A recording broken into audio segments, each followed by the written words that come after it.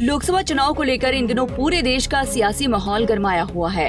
हर चौक चौराहा चुनावी चर्चों और किस्सों से गुलजार है। हरियाणा में भी ऐसा ही नजारा है। महज 10 लोकसभा सीटों वाला ये राज्य भले ही आकार में छोटा है, लेकिन राष्ट्रीय राजधानी दिल्ली का पड़ोसी होने की वजह से यहाँ के नेताओं का सियासी वजन किसी भी बड़े सूबे के सियासतदानों से कम नहीं है। अब बात जब हरियाणा की सियासत की हो तो ये तीनों लाल, चौधरी देवीलाल, बंसीलाल और भजनलाल के जिक्र के बिना अधूरी है। राज्य से लेकर केंद्र तक की सियासत में अपना लोहा मनवाने वाले इन लालों की एक जमाने में तूती बोला करती थी। तीनों राज्य के मुख्यमंत्रियों से लेकर केंद्र में मंत्री तक बने। ताऊ देवीलाल तो देश का प्रधानमंत्री बनते बनते रह गए। वहीं चौधरी बंसीलाल इंदिरा गांधी कैबिनेट में रक्षा मंत्री रहे, तो गैर जाटों के सबसे बड़े नेता के तौर पर देखे जाने वाले भजनलाल राजीव गांधी सरकार में मंत्री रहे। इतना विराट सियासी कद होने के बावजूद इन लालों को चुनावों में प्रतिद्वंदियों ने धूल चटाई है। आज हम आपको उन्हीं लोकसभा चुनावों के बारे में बताने जा रहे हैं जब इन सियासी धुरंधरों को शिकस्त का सामना करना पड़ा। 5 लोकसभा चुनाव हारे देवीलाल।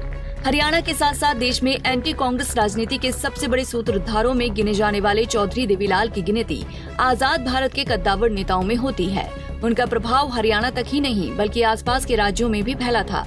पूर्व प्रधानमंत्री इंदिरा गांधी जैसी ताकतवर राजनीतिक शख्सियत से टकराने की ताकत रखने वाले देवीलाल को चुनावी राजनीति में कई बार हार का सामना करना पड़ा। इसे यूं कहें तो तीनों लालों में देवीलाल ही ऐसे हैं जिन्हें लोकसभा चुनाव में सबसे अधिक बार 5 बार हार का सामना करना पड़ा। 1980 में सोनीपत लोकसभा सीट से जीतकर संसद पहुंचे देवीलाल 1984 में अपनी सीट बचा नहीं पाए और कांग्रेस के धर्मपाल सिंह मलिक के हाथों सीट गंवा बैठे।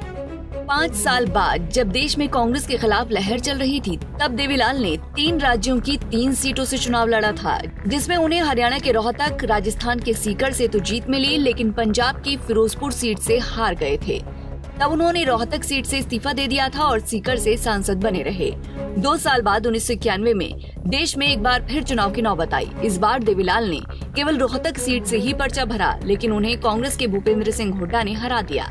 इस सीट से 1996 और 1998 में भी देवीलाल खड़े हुए और हर बार उन्हें हुड्डा के हाथों हार का सामना करना पड़ा। इमरजेंसी के बाद चुनाव हारे थे बंसीलाल। हरियाणा के कद्दावर जाट नेताओं में शुमार चौधरी बंसीलाल की गिनती कांग्रेस के उन नेताओं में होती रही है जिनकी भूमिका इमरजेंसी के दौरान काफी संदिग्ध रही।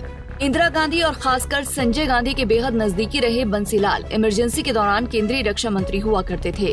आपातकाल के हटने के बाद हुए लोकसभा चुनाव में जिस तरह देश में खासकर उत्तर भारत में कांग्रेस नेताओं को बड़ी हार का सामना करना पड़ा, उससे बंसीलाल भी अछूते नहीं रहे।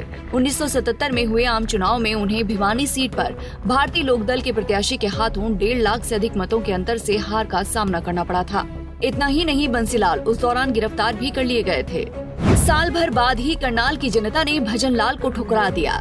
बतौर मुख्यमंत्री हरियाणा में सबसे लंबे समय तक शासन करने वाले भजनलाल को सियासत का पीएचडी कहा जाता है। जोड़ तोड़ की सरकार बनाने में माहिर भजनलाल गांधी परिवार के काफी करीबी माने जाते थे। साल 1998 में कांग्रेस ने उन्हें करनाल लोकसभा सीट से मैदान में उतारा था। पार्टी का ये दांव कामयाब रहा और उसने 1996 में बीजेपी द्वारा जीती गई इस सीट को छीन लिया। हालांकि 1 साल बाद ही 1999 में जब देश में आम चुनाव हुए तो भजनलाल अपनी सीट बचा नहीं पाए और बीजेपी के ID स्वामी के हाथों बड़े अंतर से चुनाव हार गए। भजनलाल जैसा कद रखने वाले नेता के लिए ये हार कोई मामूली नहीं थी।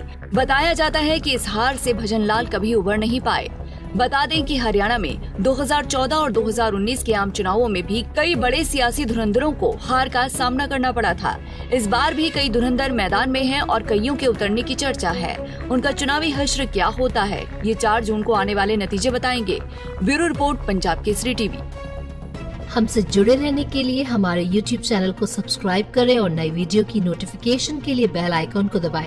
अगर आप ये वीडियो Facebook पर देख रहे हैं तो लाइक जरूर करें और ज्यादा से ज्यादा शेयर करें। धन्यवाद।